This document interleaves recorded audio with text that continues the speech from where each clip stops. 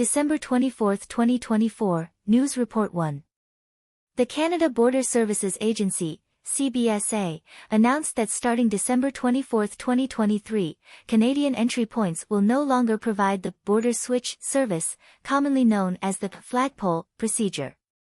The border switch refers to the practice where temporary residents in Canada leave the country within 24 hours and re-enter to apply for a work or study visa on the spot. This method has been popular due to its speed and convenience.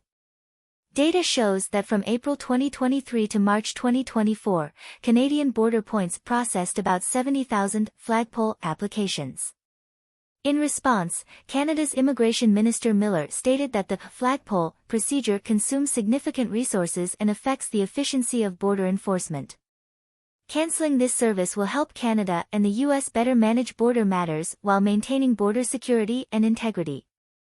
It is important to note that this service will officially be discontinued from now on. Relevant parties are advised to stay informed about the policy changes to avoid any impact on visa processing. News Report 2. According to Radio Television Hong Kong, on December 24, the Hong Kong Police National Security Department issued a new arrest warrant for 6 pro-democracy figures residing overseas, offering a reward of 1 million Hong Kong dollars for each person.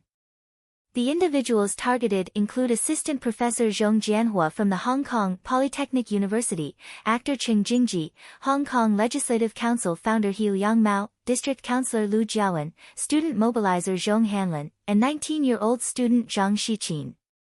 The National Security Department accused these individuals of making pro-Hong Kong independence statements on various platforms and calling for foreign sanctions against Hong Kong and China, claiming they violated the national security law under charges of inciting separatism and collusion with foreign forces.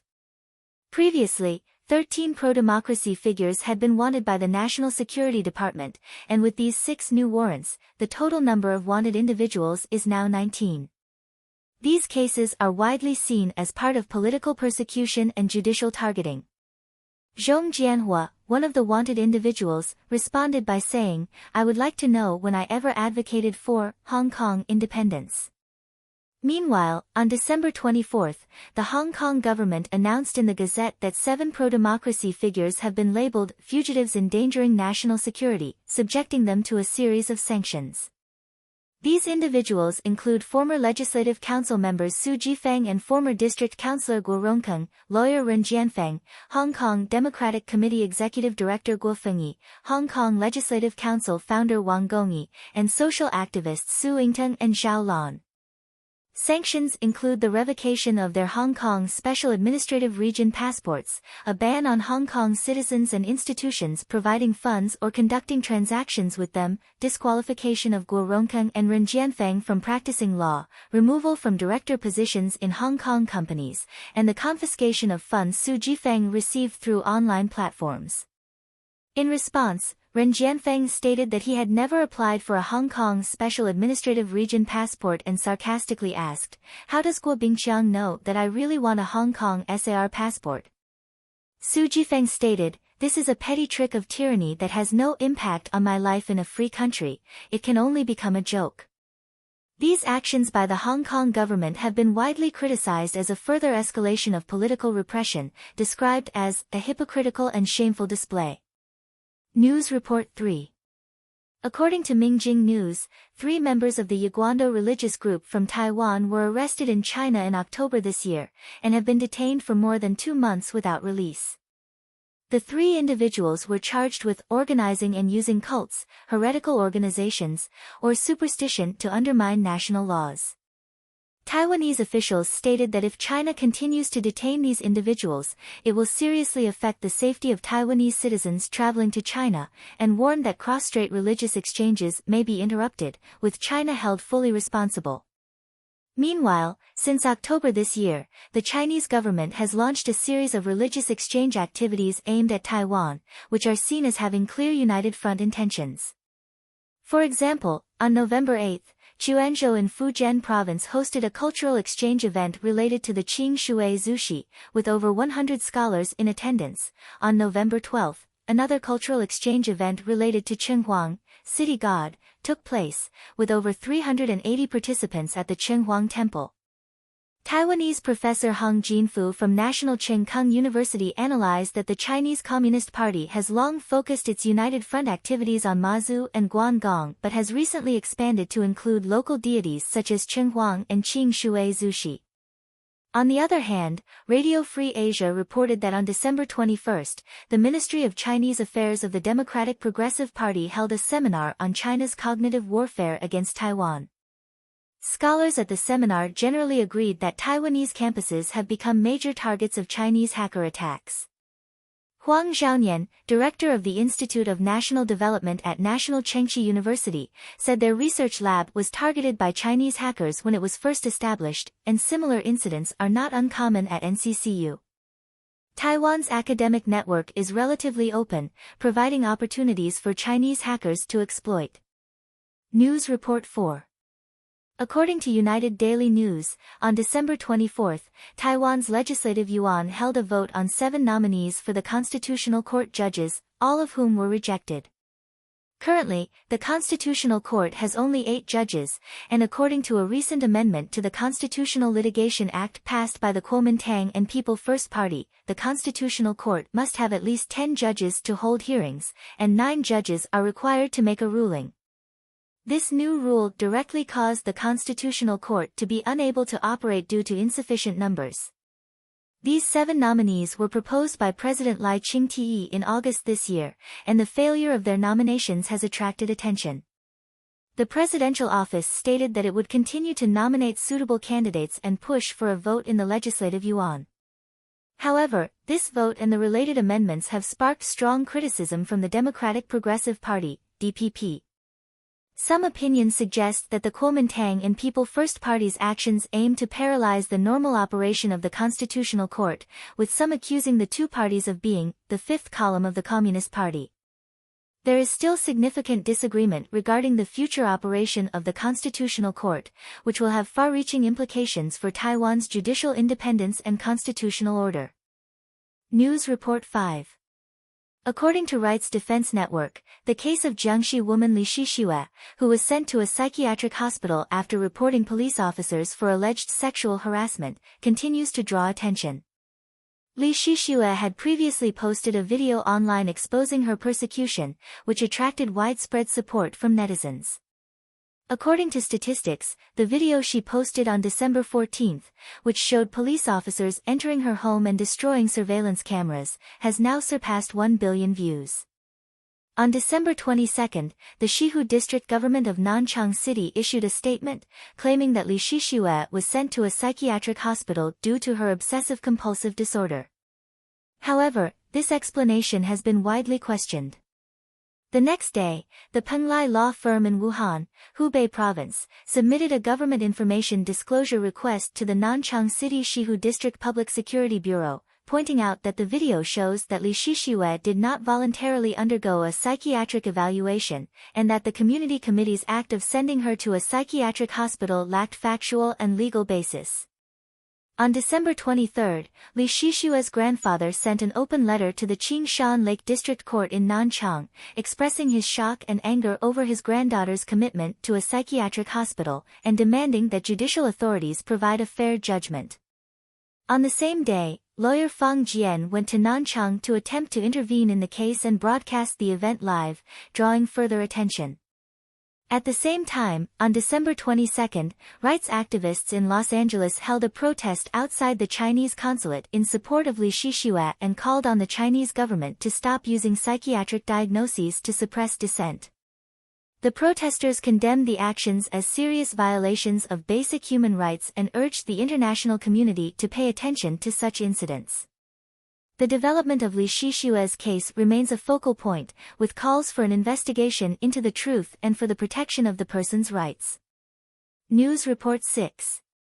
According to First Financial, Qin Xiongwei, the chairman of China National Gold, who went missing in July this year, is currently under investigation by the Central Commission for Discipline Inspection, CCDI. Investigators have found a large quantity of gold and jewelry at Chen's home, although the exact amount has not been disclosed. It is said to be astonishing. Historically, when the quantity of gold is described as astonishing, it typically refers to tons. In June of last year, China National Gold issued an announcement stating that Qin Xiongwei had reached retirement age and had applied to resign as chairman. Qin is the third senior executive of China National Gold to fall this year. On September 25, current chairman Lu Jin was also investigated, and on December 8, general manager Zhao Zhanghua was also caught up in the investigation. Qin's downfall is closely related to the financial troubles of Zhejiang Huaqio Holdings. In September, 3 actual controllers of Huaqio Holdings fled overseas due to a 7 billion yuan unpaid financial products scandal, with 4 billion yuan of it being China National Gold's financial products. This event sparked widespread attention and further exposed the financial risks and regulatory loopholes within China National Gold and its senior leadership. News Report 7. On December 24, the Supreme People's Procuratorate of China announced that Wu Yingjie, the former Secretary of Tibet, has been arrested on suspicion of bribery. Wu, 67, worked in Tibet for 47 years, having served as the Vice Chairman and Secretary of the Tibet Autonomous Region, among other positions. In October 2021, Wu retired from frontline duties and became the Vice Chairman of the National People's Congress Committee for Education, Science, Culture, and Public Health. He was transferred in March of last year to the chairman of the Chinese People's Political Consultative Conference, CPPCC, Committee for Culture, History, and Learning. Wu was taken down in June of this year on charges of disciplinary violations. In the CCDI's announcement, it was specifically mentioned that Wu failed to fulfill the responsibility of strict governance of the party, which fostered corruption and damaged the political ecosystem. This language is often interpreted as hinting at his failure in political power struggles, indicating that his downfall was closely tied to more complex political conflicts. In recent years, 4 provincial-level officials in Tibet, who had worked with Wu, have been taken down, including CPPCC Vice Chairman Jiang Jia, Deputy Director of the People's Congress Ji Guogang, and CPPCC Vice Chairman Zhang Yongzi. Their downfall further reveals the collapse of Wu's power network and influence in Tibet. News Report 8. According to Reuters, prosecutors in Bahia, Brazil, revealed in a press conference on December 23 that 163 Chinese workers at a BYD car factory construction site were forced to work under slave-like conditions.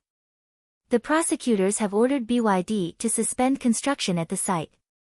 It is reported that these workers had extremely long working hours, with some working 7 days a week, and one worker worked continuously for 25 days before an accident occurred. Prosecutors pointed out that the working environment at the BYD site was extremely dangerous, far below basic safety standards, and the workers' living conditions were similarly poor. 31 workers shared a single bathroom, and some had to sleep on hard boards without mattresses. In addition, the workers' passports were confiscated, they needed approval to leave their dormitories, and if they left within 6 months, they would not receive any wages. This incident has drawn widespread attention, and Brazilian prosecutors have demanded that BYD immediately halt construction. However, such conditions are common at many construction sites in China. While people are shocked by BYD's practices in Brazil, this also highlights the harsh and inhumane working environments often faced by Chinese workers. News Report 9. Australia's job recruitment website released a list of the fastest-growing salaries in the country for 2023. The top position is operations roles in the manufacturing, transportation, and logistics sectors, with an annual salary of $65,000, a 21% increase from the previous year. Next is the technical support engineer in the engineering sector, with a salary of $107,000, increasing by 17%. The third position is for technicians responsible for installing and maintaining alarm systems, with an annual salary of $94,000, up by 15%. These data reflect the salary growth across various sectors in 2023, particularly in logistics, engineering technology, and installation/maintenance industries. News Report 10. NHK reported that Japan is experiencing a nationwide flu outbreak, with flu warnings issued in 40 prefectures. This flu season is considered the most contagious and rapid-spreading one in recent years. According to estimates from Japan's National Institute of Infectious Diseases, there are currently 718,000 flu patients nationwide, double the number from 1 week ago. Experts predict that the peak of the outbreak will come in January next year. They recommend that the public maintain good hygiene habits, including frequent hand washing, wearing masks, and getting vaccinated. As the holiday season approaches with many tourists visiting Japan, it is also advised that people maintain safe social distances to ensure their safety. News Report 11. South Korea is facing a serious aging issue and has officially entered an ultra-aging society. According to a report from the South Korean Ministry of the Interior on December 24, the population of people aged 65 and above has reached 10 million, accounting for 20% of the total population. This makes South Korea one of the few ultra-aging countries in the world, alongside Japan, Germany, and France. South Korea's birth rate is also the lowest in the world, with the total fertility rate at 0.7 by the end of last year, meaning that the average South Korean woman will have fewer than one child in her lifetime, far below the 2.1 needed to maintain population stability. Similarly, China has also entered a moderately aging society. By the end of last year, China's population over 60 years old reached 300 million, accounting for 21.1% of the total population, with 220 million people over the age of 65, accounting for 15.4%. According to UN standards, this indicates that China is facing an increasingly severe aging challenge. News Report 12. According to BBC, over 10,000 Starbucks employees in the U.S. have begun a strike today, involving 525 stores. Starbucks has 11,000 stores in the U.S., employing around 200,000 people. These employees have been on strike for 5 days, with the union demanding a 77% wage increase over the next 3 years, as well as improved staffing and work arrangements. However, Starbucks has rejected these demands, leading employees to decide to continue their strike.